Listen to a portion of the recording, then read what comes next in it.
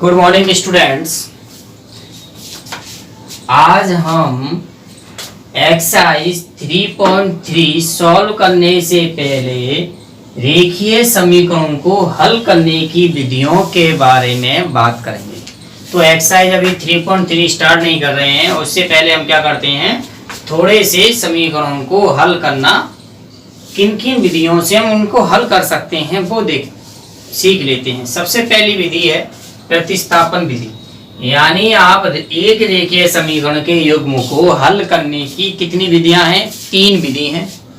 3 विधि में से पहली विधि है प्रतिस्थापन विधि, दूसरी विधि है विलोपन विधि और चौथी विधि है आपके बीजगुणन विधि। कौन सी है, कितनी बात समझ में आ गई। अब सबसे पहले बात करते हैं प्रतिस्थापन विधि की।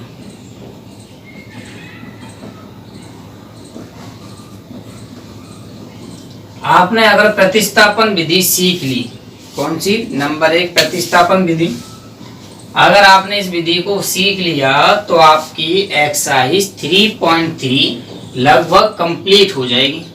तो हम एक एग्जांपल लेके समझ लेते हैं। कोई एक क्या है, एग्जाम्पल है। इसमें क्या होंगे, आपके 2 चर वाले ही समीकरण हम किससे क्या करेंगे, सॉल्व करने की विधियां हैं ये। पहला समीकरण क्या है, मान लीजिए x plus Y plus 6 equal to 0, या मान लेते हैं पहला समीकरण मान लिया। दूसरा समीकरण मान लेते हैं हम x माइनस के 2y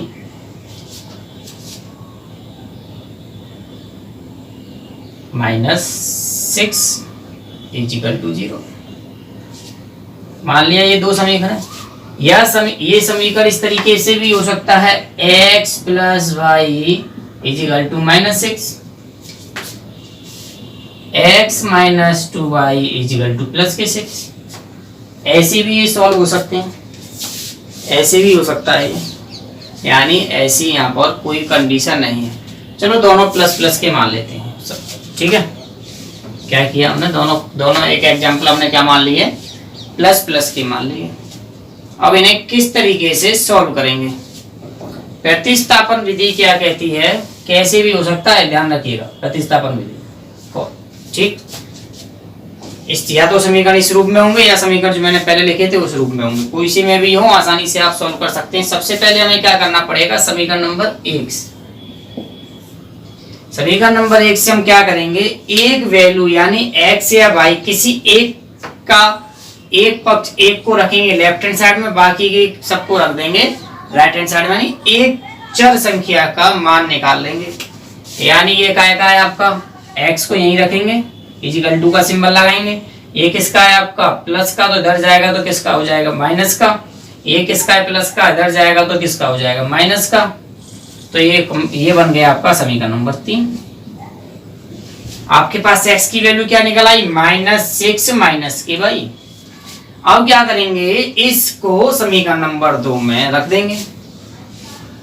किसमें, समीकरण नंबर 2 में रखने पर किसको, x के मान को, समीकरण नंबर 2 में x के मान को रखने पर समीकरण नंबर 2 में हम x का मान रखेंगे। x की वैल्यू कितनी है, -6 माइनस के y और माइनस के 2y प्लस 6 इजिकल टू 0। इससे ये कट गया, इसमें से ये कट गया, तो ये क्या होंगे, ये भी माइनस का, ये भी माइनस का, तो माइनस के 3y इजिकल टू 0। तो यहाँ से क्या होगी, y की वैल्यू कितनी आ गई, 0। y का मान क्या आ गया, 0। y के मान को कहाँ रख देंगे, समीकरण नंबर 3 में रख देंगे। किस में रख देंगे, समीकरण नंबर 3 में।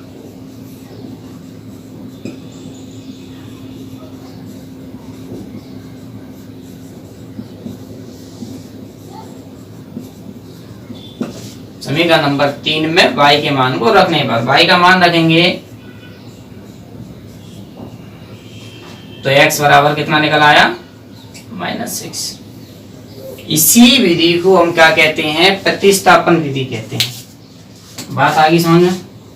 इसी विधि के अनुसार हम एक्सरसाइज कौन सी सॉल्व कर लेंगे? 3.3।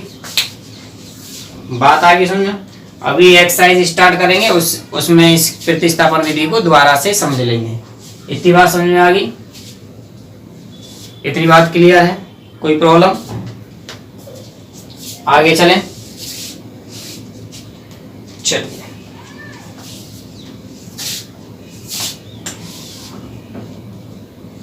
अब इसके बाद बात करते हैं सेकंड विधि, यानी कौन सी हमारे पास? विलोपन विधि।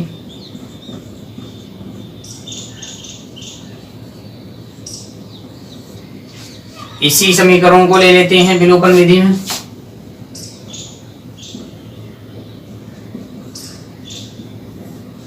इसको ले लिया,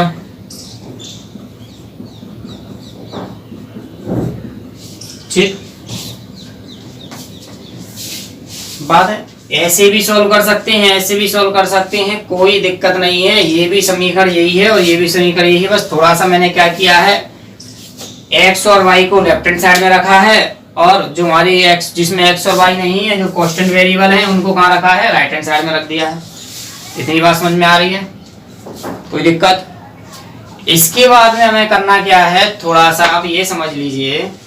इस विलोपन विधि में क्या करेंगे, दोनों के कोफिशिएंट यानी x पहली इक्वेशन के x के या दूसरी इक्वेशन के x के, या पहली इक्वेशन के y के या दूसरी इक्वेशन के y के, इनको क्या करेंगे? इक्वल कर लेंगे। किसके? कोफिशिएंट। कोफिशिएंट का मतलब मैंने क्या बताया था? गुणांक को। हिंदी में उसको क्या बोलते हैं? गुणांक। गुणांक क्या कर लेंगे? बराबर कर लेंगे। अगर हम गुणांक बराबर करते हैं तो हम इसमें ये देख लेंगे, अगर किसी इक्वेशन में सबसे पहले ये चेक करेंगे किसी के गुणांक बराबर तो नहीं है। अगर बराबर हैं तो उसके बाद हम क्या करेंगे, दूसरी कंडीशन देखेंगे कि या दोनों के साइन डिफरेंट होने चाहिए, प्लस प्लस के नहीं होंगे। अगर प्लस प्लस के होंगे तो वो कटेंगे नहीं। क्लियर? अलग अलग होनी चाहिए। देखो इसमें भी x की वैल्यू 1 है, इसके भी आगे x की वैल्यू 1 है, दोनों बराबर है। ये भी प्लस का है, ये भी प्लस का है, कटेगा नहीं। तो हम इसको क्या करेंगे, साइन चेंज कर देंगे सभी के। हमने क्या किया, सेकंड वाली इक्वेशन के साइन चेंज कर दिए। x की वैल्यू, अब ये x का हो गया माइनस का, ये हो गया प्लस का, ये कट जाएंगे। ये भी प्लस का, ये भी प्लस का, जुड़ जाएंगे कितने, 3y।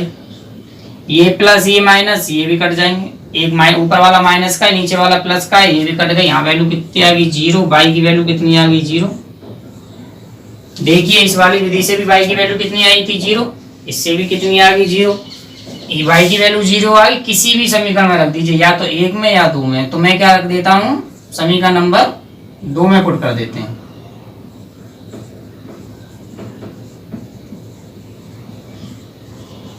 y बराबर 0 रखने पर इतनी बात क्लियर है। किसी भी समीकरण में रख दीजिए, 2 में रखा है तो x माइनस के 2 y की वैल्यू 0 इजिकल टू -6। ये वैल्यू 0 हो गई तो x बराबर कितना हो गया, -6। x की वैल्यू कितनी निकली आई, -6। इतनी बात समझ में आ गई। ये विलोपन विधि है। इतनी बात समझ में आ गई। x और y के मान आप किसी भी विधि से सॉल्व करिए, x और y के मान क्या आएंगे, बिल्कुल सेम ही आएंगे। अब इसके बाद थर्ड विधि देख लेते हैं। कौन सी? तीसरी विधि।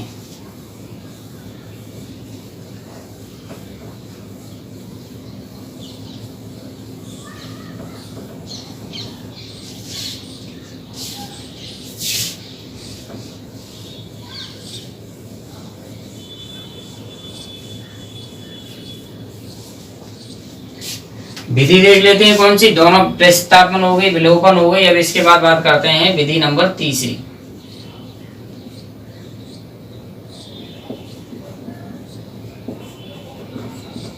हिंदी में से अंग्रेजी में से क्रॉस मल्टीप्लिकेशन भी कहते हैं। बात आ गई क्रॉस मल्टीप्लिकेशन। तो इसमें आपके लिए स्टैंडर्ड इक्वेशन ये बताई गई हैं। पहले इस विधि को सॉल्व करने से पहले कुछ रूल है, उस रूल को समझ लीजिए। रूल क्या है, कैसे सॉल्व करना है, कैसे अप्लाई करना है। मैंने मान लिया 2 इक्वेशन दे रखी हैं, a1x plus B1 Y plus C1 equal to 0, समीकरण नंबर 1। दूसरा मान लिया A2x plus B2y plus C2 is equal to 0।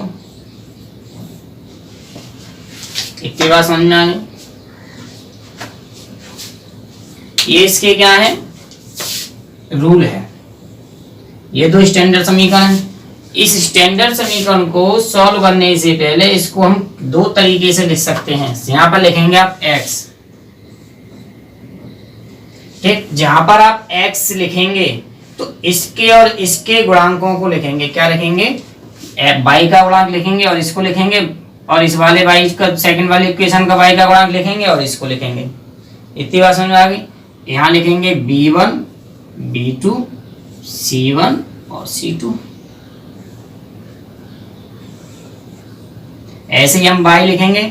y लिखेंगे तो हम y के गुणांकों को नहीं लेंगे तो किसके लेंगे, इसके और इसके। तो पहले लिखेंगे इसके गुणांक यानी C1 C2 A1 A2। इसी तरीके से कांस्टेंट यानी 1।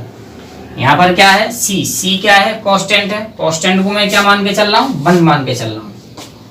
क्या मान के चल रहे हैं हम, कांस्टेंट को 1। कांस्टेंट को 1 मान लेते हैं। कांस्टेंट के लिए लिखेंगे तो अब इसको नहीं लेंगे, इन दोनों के गुणांकों को लिखेंगे।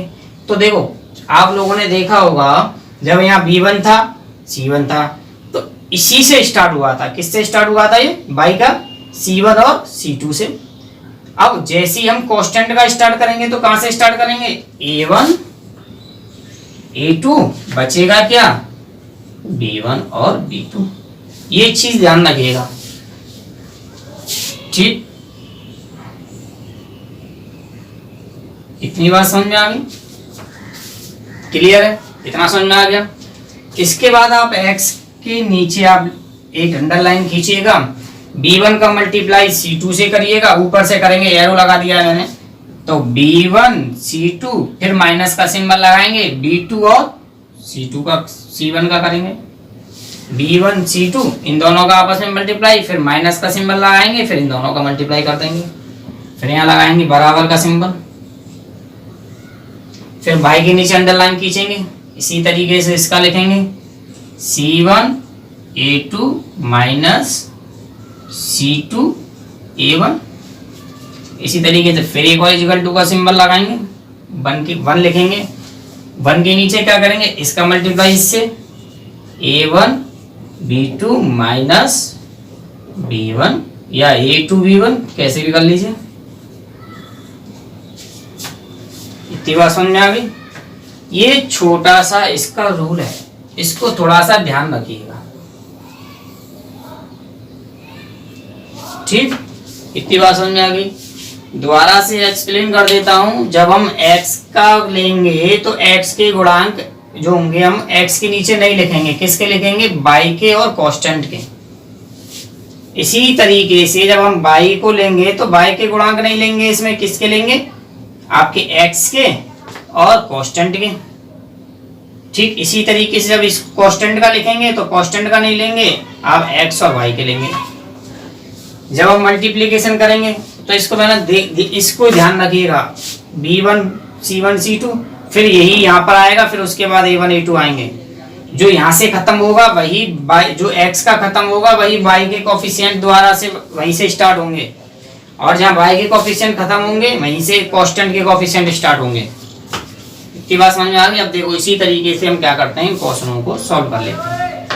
कुछ नहीं करना है आपको, यहाँ से कोफिशिएंट की वैल्यू निकाल लीजिए। A1 की वैल्यू 1 हो गई, V1 की वैल्यू भी 1 हो गई, C1 की वैल्यू कितनी हो गई, 6 हो गई। इसी तरीके से A2 की वैल्यू 1 हो गई, B2 की वैल्यू कितनी हो गई हमारे पास, -2 हो गई, और C2 की वैल्यू कितनी हो गई, +6 हो गई, ठीक। इतनी बात समझ में आ गई।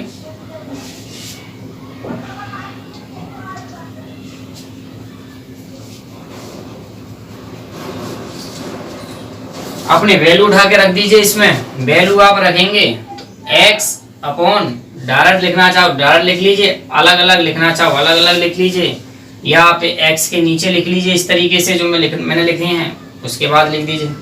कैसे, जैसे कि x अपॉन अब a1 की वैल्यू यहाँ पर आएंगे, यहाँ पर क्या x लेंगे तो क्या होगा, a1 का नहीं आएगा, इन दोनों का गुणांक आएगा, क्या आएगा 1 - 2 6 और 6। ऐसे ही y को लेंगे तो हम इसको नहीं लेंगे, किसको लेंगे, अपने इसको, तो 6 और 6, ठीक है। उसके बाद क्या लेंगे हम, इसके 1 और 1।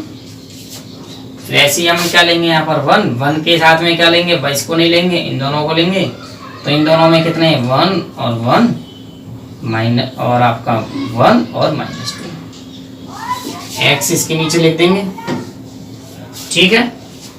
इसका मल्टीप्लाई इससे किया 6, फिर माइनस का इससे किया तो -12 इजिकल टू y, इसका इससे किया 6, इसका इससे किया तो कितना हो गया -6 इजिकल टू कांस्टेंट 1, इसका इससे किया तो -2, फिर माइनस, और इसका इससे किया तो 1। थोड़ा सा देख लीजिए, और माइनस से करेंगे तो प्लस हो जाएगा, तो दोनों कैसे हो जाएंगे, प्लस के। ये यहाँ पर कितनी होगी, y की वैल्यू 0, और यहाँ कितना हो गया 1/3। x की वैल्यू कितनी होगी आपकी 18, और यहाँ कितना हो गया y/0 और -1/3। इसको मान लीजिए फर्स्ट, इसको मान लीजिए सेकंड, इसको मान लीजिए थर्ड।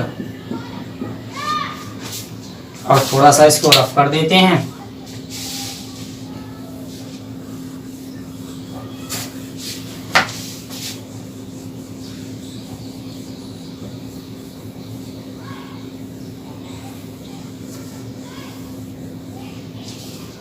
थोड़ा सा इसको सॉल्व करेंगे तो कैसे करेंगे, ध्यान रखिएगा, एक वेरिएबल को कांस्टेंट के साथ लेंगे, यानी पहला और तीसरे को सॉल्व करेंगे, फर्स्ट को और तीसरे समीकरण को सॉल्व करेंगे।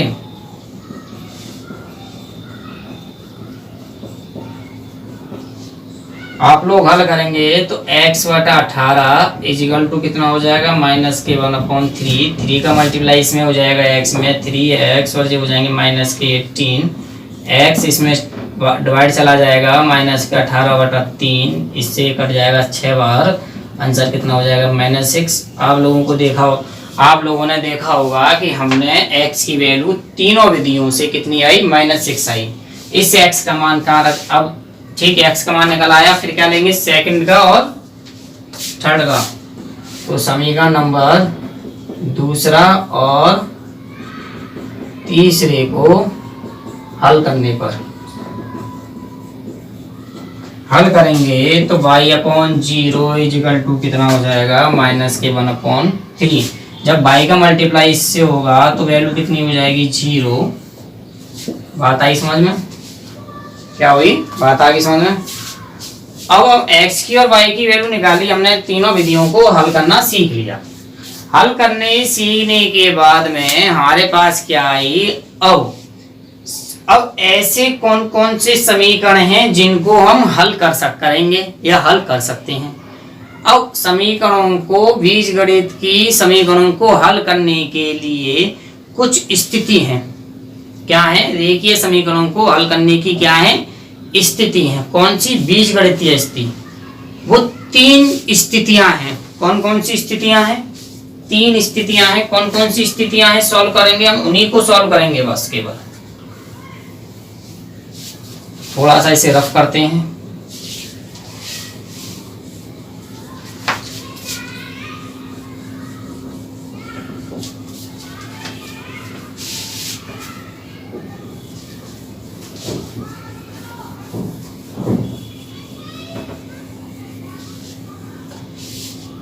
एक रेखीय समीकरण, यानी रेखीय समीकरणों को रेखिक समीकरण की स्थिति पर चर्चा। क्या है, रेखीय समीकरणों की स्थिति पर चर्चा। अगर हमारी रेखीय समीकरणों को हल करने की 3 स्थितियां हैं। पहली स्थिति, जब A1 अपॉन A2 बराबर नहीं होंगे B1 अपॉन B2 के। ठीक है, अगर ये बराबर नहीं है तो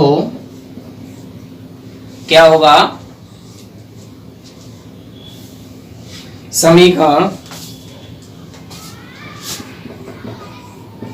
समीकरण के अद्वितीय हल क्या होंगे, अद्वितीय हल प्राप्त होंगे। क्या होंगे, प्राप्त होंगे। इतनी बात समझ आ गई। अब स्थिति नंबर दूसरी स्थिति क्या कहती है। पहली स्थिति तो ये कहती है कि यदि जब A1 अपॉन A2 बराबर नहीं होंगे B1 अपॉन B2 के, तो समीकरण के अद्वितीय हल होंगे। दूसरी स्थिति क्या कहती है,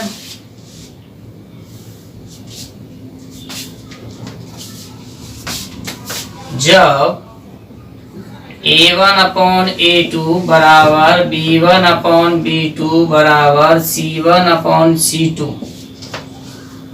ठीक है, तो समीकरण के कैसे होंगे, अनेक हल होंगे।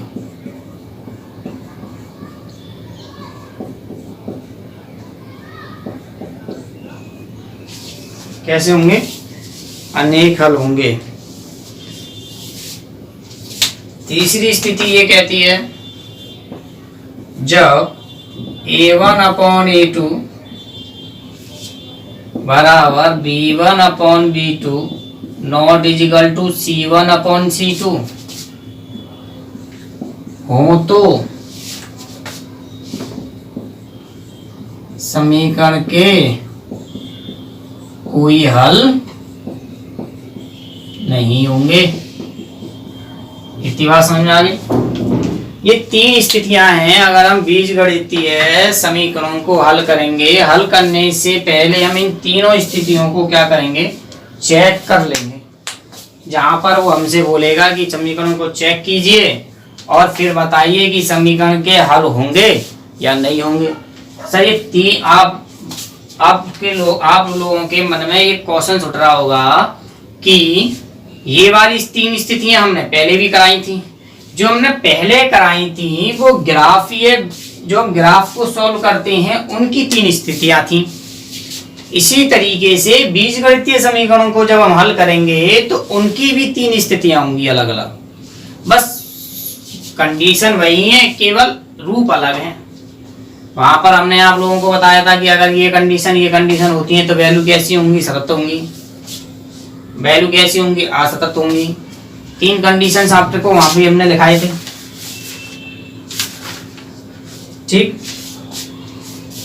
कौन कौन सी तीन स्थितियां लिखाई थी ग्राफीय में, जब A1 अपॉन A2 बराबर नहीं होंगे B1 अपॉन B2 के, तो क्या होंगे आपके, देखिए युग्म कैसे होंगे, संगत होंगे। ठीक, अगर आपकी ये कंडीशन होंगी तो कैसे होंगे, तो अभिसंगत होंगे। अगर आपकी ये वाली कंडीशन होंगी तो कैसे होंगे, असंगत होंगे। तो वो वाली कंडीशन अलग थी, यानी वो ग्राफीय विधि की थी। ये आपकी कैसी हैं, बीजगणितीय विधि की हैं। बात आ गई क्लियर, इतनी बात समझ में आ गई। ठीक है, अब नेक्स्ट वीडियो में हम आपको एक्सरसाइज 3.3 के बारे में बात करेंगे। Clear, thank you.